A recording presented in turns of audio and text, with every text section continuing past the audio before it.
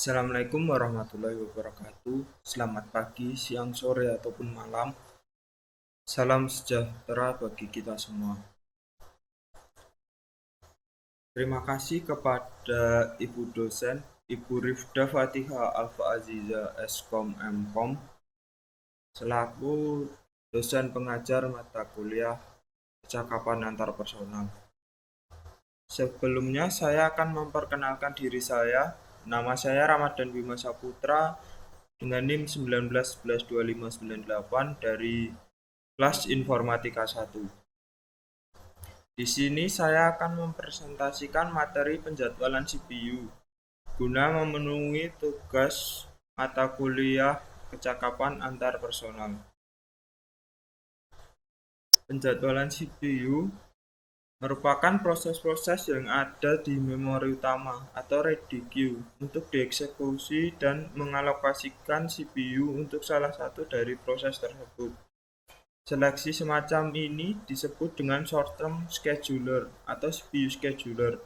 Penjadwalan CPU merupakan konsep dari multiprogramming, di mana CPU digunakan secara bergantian untuk proses yang berbeda. Suatu proses terdiri dari dua siklus, yaitu burst input-output dan burst CPU yang dilakukan bergantian hingga proses selesai. Keputusan untuk melakukan penjadwalan CPU merupakan mengikuti beberapa keadaan berikut ini. Yang pertama, apabila proses berpindah dari keadaan running ke waiting.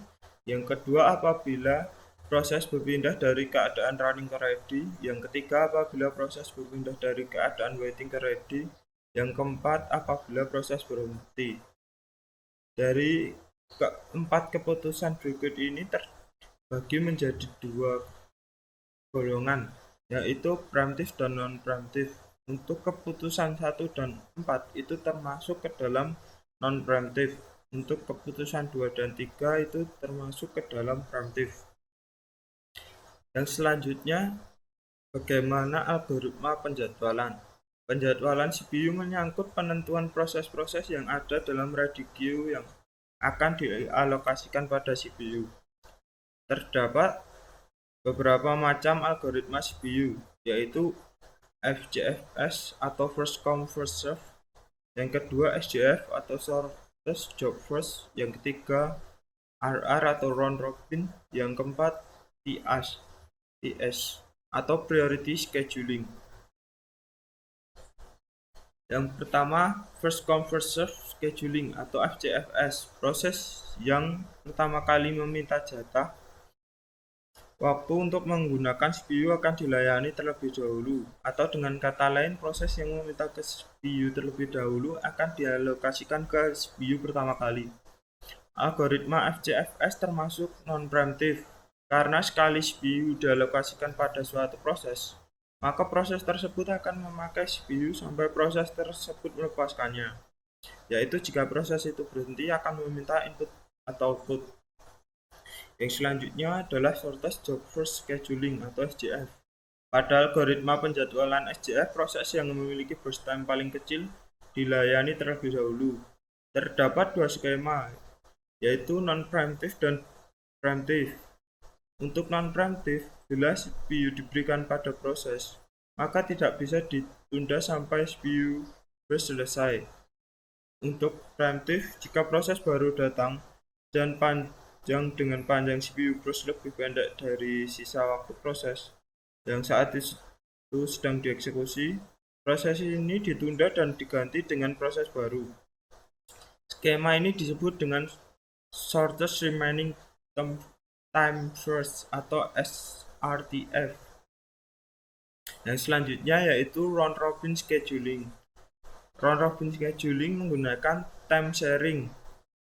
Jadi setiap proses mendapatkan CPU yang disebut dengan waktu kuantum atau quantum time. Untuk membatasi waktu proses, biasanya 1 sampai 100 milidetik. Setelah waktu habis, proses ditunda dan ditambahkan pada ready queue. Jika suatu proses memiliki CPU burst lebih kecil dibandingkan dengan waktu kuantum, maka proses tersebut akan melepaskan CPU jika telah selesai bekerja, sehingga dapat segera digunakan oleh proses selanjutnya. Sebaliknya, jika suatu proses memiliki CPU burst yang lebih besar dibandingkan dengan waktu kuantum, maka proses tersebut akan dihentikan sementara jika sudah mencapai waktu kuantum. Selanjutnya mengantri kembali pada posisi ekor dari ready queue. CPU kemudian menjalankan proses berikutnya. Yang selanjutnya atau yang terakhir yaitu priority scheduling. Algoritma priority scheduling adalah suatu kasus dari penjadwalan berprioritas.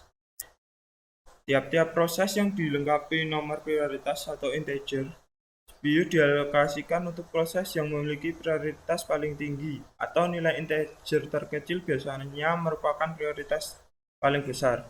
Jika beberapa proses memiliki prioritas yang sama, maka akan digunakan algoritma FCFS. Penjadwalan berprioritas terdiri dari dua skema, yaitu non-preemptive dan preemptive. Jika ada proses P1 yang data pada saat P0 sedang berjalan, maka akan terlihat prioritas P1. Seandainya prioritas P1 lebih besar dibanding prioritas P0, maka pada non-preemptive algoritma tetap akan menyelesaikan P0 sampai habis CPU burst-nya dan meletakkan P1 pada posisi head queue. Sedangkan pada preemptive, P0 akan dihentikan dulu dan CPU akan dialokasikan untuk P1. Mungkin itu saja penjelasan mengenai penjadwalan CPU dari saya. Sebelumnya saya mengucapkan terima kasih telah meluangkan waktunya untuk mendengarkan penjelasan dari saya.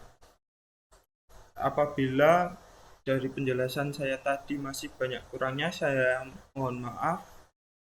Wassalamualaikum warahmatullahi wabarakatuh.